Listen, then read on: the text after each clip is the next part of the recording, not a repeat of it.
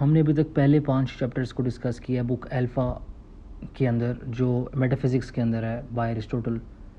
इस वीडियो में हम बाकी 5 चैप्टर्स को रिव्यू करेंगे और उनमें से भी स्पेसिफिकली चैप्टर 6 और चैप्टर 9 को डिस्कस करेंगे, क्योंकि बाकी चैप्टर्स में कुछ खास डिस्कस करने वाला नहीं है। तो आई जस्ट थॉट कि चैप्टर 6 और चैप्टर 9 में प्लेटोनिक फॉर्म्स की रेफुटेशन है विच इज़ वेरी इंपॉर्टेंट, तो I discuss that in this video. तो शुरू करते हैं चैप्टर 6 से। चैप्टर 6 में एरिस्टोटल अपने टीचर को डिस्कस करता है, जो कि प्लेटो था। एरिस्टोटल कहता है कि प्लेटो के जो अर्ली व्यूज़ थे ना, he was first sympathetic to the views of Heraclitus and Cratylus, जो सोचते थे कि ऑल परसेप्टिबल थिंग्स जो हम परसीव कर सकते हैं they are in a permanent state of flux. उसके बाद प्लेटो ने एंशिएंट ग्रीक फिलोसोफर सोक्रेटिस को फॉलो करना शुरू कर दिया, who I am sure you heard of. तो प्लेटो ने अपने कुछ व्यूज़ तब्दील किए और उसने अपनी थ्योरी ऑफ फॉर्म्स को प्रपोज किया। थ्योरी ऑफ फॉर्म्स पे मैंने एक सेपरेट वीडियो बनाई हुई है, तो आई सजेस्ट कि you check it out first. तो प्लेटो ने अपनी अपनी सोच तब्दील की, अपने आइडियाज़ तब्दील किए और उसने अपनी थ्योरी ऑफ फॉर्म्स डिराइव की। और उसने कहा कि फॉर्म्स जो होते हैं ना, वो फंडामेंटल कॉज ऑफ एवरीथिंग होते हैं। एक प्लेटोनिक फॉर्म जो है ना, it is an idea of something, ऐसा आइडिया जो फंडामेंटली एग्जिस्ट करता है outside of minds, nature and time. एक रियल्म है ऑफ फॉर्म्स जो एग्जिस्ट करता है बियॉन्ड दिस यूनिवर्स। जैसे a person can hold an idea, a form in their mind, but when they know longer hold it, वो idea disappear नहीं होगा, लेकिन वो एग्जिस्ट करना कंटिन्यू रखेगा इन द प्लेटोनिक रियल्म, वो हमेशा एग्जिस्ट करेगा इन द प्लेटोनिक रियल्म। उसी तरह एक बंदा जो है, when they look away from a tree, even though वो ट्री जो है it is no longer in the person's perception, वो कंटिन्यू करता रहेगा, एग्जिस्ट करते रहेगा outside of the person in the Platonic realm. इसी तरह अगर आप एक इंसान को देखते हो और आप कहते हो अच्छा दिस पर्सन इज़ ब्यूटीफुल, तो they are beautiful in your eyes, right.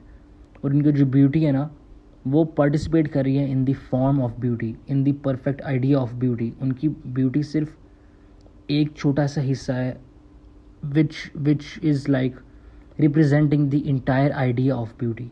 Perfect beauty का जो फॉर्म है ना, उसका जो आइडिया है, उसमें पार्टिसिपेट कर रही है और आपको वो ब्यूटीफुल लग रही है। इस तरह मैथमेटिकल एंटिटीज़ जो हैं, जैसे नंबर पाई जो है 3.1415 समथिंग, तो वो नंबर जो है, अगर आप उसके बारे में सोचो या ना सोचो, it will continue to exist. वो एक यूनिवर्सल है, वो एक फॉर्म है उसकी। तो प्लेटो कहता था कि the forms are causes for other things because all particular things participate in the forms. अब यहाँ पे एरिस्टोटल चैप्टर 9 हम शुरू करते हैं। चैप्टर 9 में एरिस्टोटल अपना क्रिटिसिज्म देना शुरू करता है on off the Plato's theory of forms. और वो कहता है कि ये जो थियरी ऑफ फॉर्म्स है ना, instead of explaining things it adds to that which needs explaining. एक चीज़ों को और मज़ीद कॉम्प्लिकेट कर देता है विदाउट एक्सप्लेनिंग एनीथिंग। अब एरिस्टोटल जो है वो मेंशन करता है एक वेल नोन आर्गूमेंट जो प्लेटो खुद पार्मेनिडीज़, अपनी किताब पार्मेनिडीज़ के अंदर एक आर्गूमेंट पेश करता है, जो कि साबित होती है कि वो उसकी अपनी ही थ्योरी ऑफ फॉर्म्स के अगेंस्ट जा रही है। इस आर्गूमेंट का नाम है द थर्ड मैन आर्गूमेंट। और इसके अंदर हम एक एग्जांपल लेते हैं एक पर्टिकुलर मैन की, जो द फॉर्म मैन की तरह है। Therefore, there must be a third man in which both the particular man and the form man participate, क्योंकि उन दोनों के दिमाग में एक आइडिया ऑफ मैन कॉमन है, जो फॉर्म ऑफ मैन है उनके दिमाग में कॉमन है। But if this is so, there must be a fourth man and so on infinitely. Plato ये कहता है कि each form is unique and so can not be many. लेकिन ये जो थर्ड मैन आर्ग्यूमेंट है ना, it seeks to show that each form must be infinite in number and thus not unique and thus not a form. तो इस तरह तो ये जो theory of forms है logically incoherent साबित होती है। अब एरिस्टोटल आर्ग्यू करता है कि जो theory, ये जो platonic forms है ना, they cannot be said to be the fundamental cause of things because they cannot cause or motion or change. वो cause नहीं कर सकते motions और change। एक idea, एक form जो है ना, वो एक idea है basically, एक fundamental idea है जो कि exist करता है इन the Platonic realm, outside of your mind, outside of nature. तो एक आइडिया कैसे कर सकता है किसी चीज़ को change? How can it cause motion, how can it cause difference, how can it cause change?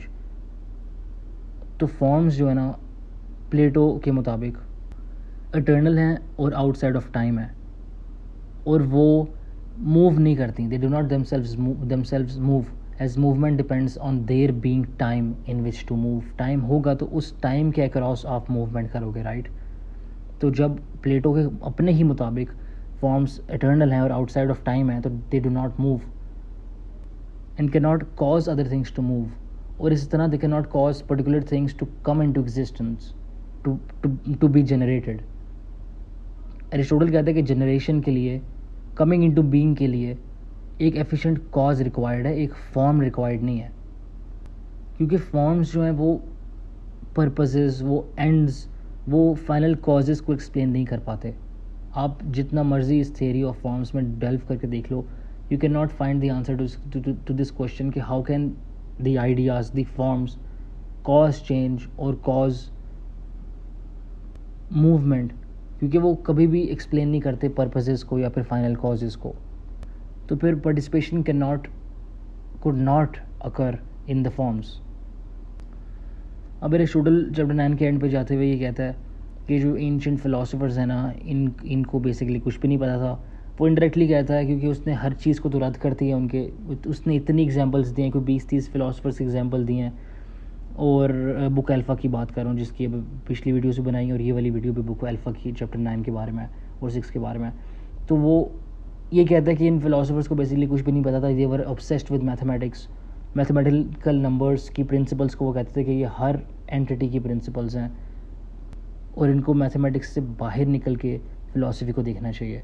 और यहाँ पे एरिस्टोटल अपना हिस्टोरिकल रिव्यू ऑफ फिलोसोफर्स को ख़त्म करता है और इसके बाद एरिस्टोटल अपने ख़यालात बताएगा इन द अपकमिंग बुक्स, जिसके बारे में I will make the future videos.